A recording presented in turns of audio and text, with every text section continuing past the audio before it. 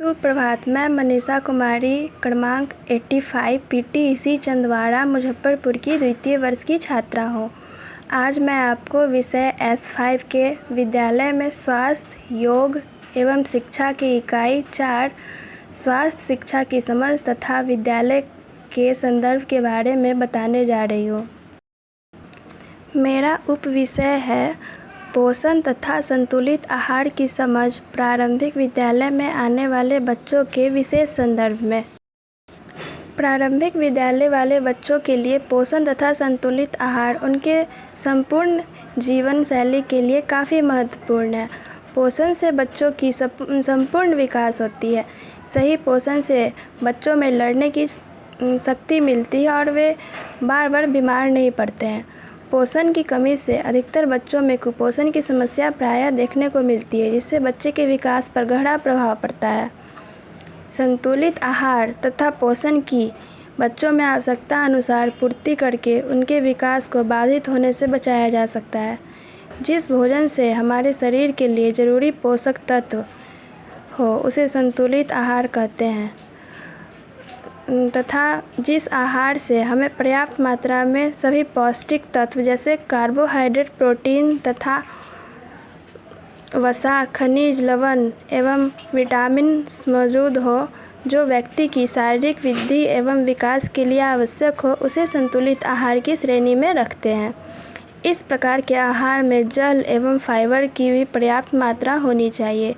प्रारंभिक विद्यालय में आने वाले बच्चों के लिए पोषण तथा संतुलित आहार अत्यंत आवश्यक है, क्योंकि इस समय अगर बच्चों को समुचित मात्रा में पोषक तत्व, संतुलित आहार एवं कई अन्य पोषक तत्व जो बच्चे के लिए शारीरिक तथा मानसिक दोनों के लिए लाभदायक है, समुचित मात्रा में दी जाए तो उनका बचपन के साथ साथ पूरा जीवन स्वस्थ रहेगा।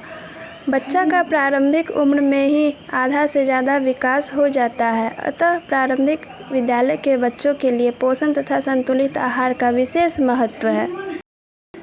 पोषण के कुछ प्रमुख प्रकार निम्नलिखित हैं। सुपोषण। इसमें पोषण की वह स्थिति जब भोजन द्वारा मनुष्य को अपनी आवश्यकता अनुसार सभी पोषक तत्व उचित मात्रा में मिले तो उसे सुपोषण कहते हैं। कुपोषण। पोषण की वह अवस्था जिसमें या तो पोषण कम या आवश्यकता से अधिक मिले उसे कुपोषण कहलाती है। अल्प पोषण। पोषण की वह मात्रा जिसमें पोषक तत्व मात्रा में शरीर के लिए पर्याप्त न हो, अल्प पोषण कहलाता है। प्रारंभिक विद्यालय में आने वाले बच्चों के लिए पोषण तथा संतुलित आहार की आवश्यकता एवं महत्व। बच्चों के लिए यह उम्र काफ़ी महत्वपूर्ण है, क्योंकि जीवन के पहले 6 वर्ष में 85% मस्तिष्क का विकास इसी अवस्था तक हो जाता है।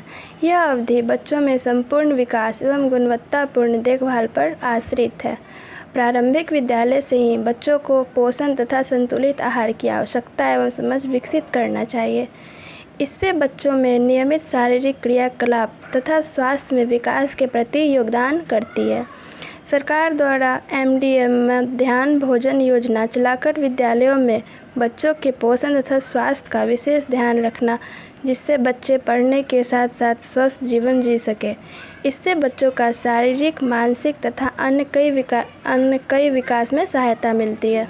अंततः प्रारंभिक विद्यालय के बच्चों के लिए पोषण तथा संतुलित आहार के अंत में यह निष्कर्ष निकाल सकते हैं कि पोषण तथा संतुलित आहार का महत्व बालक के बचपन एवं प्रारंभिक विद्यालय में आने वाले बच्चे के शारीरिक, मानसिक एवं संपूर्ण विकास के लिए काफ़ी महत्वपूर्ण है।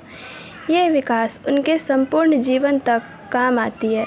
उनका रोग प्रतिरक्षण प्रक्रिया शक्तिशाली होती है। इसके कुछ प्रमुख बिंदु निम्नलिखित है।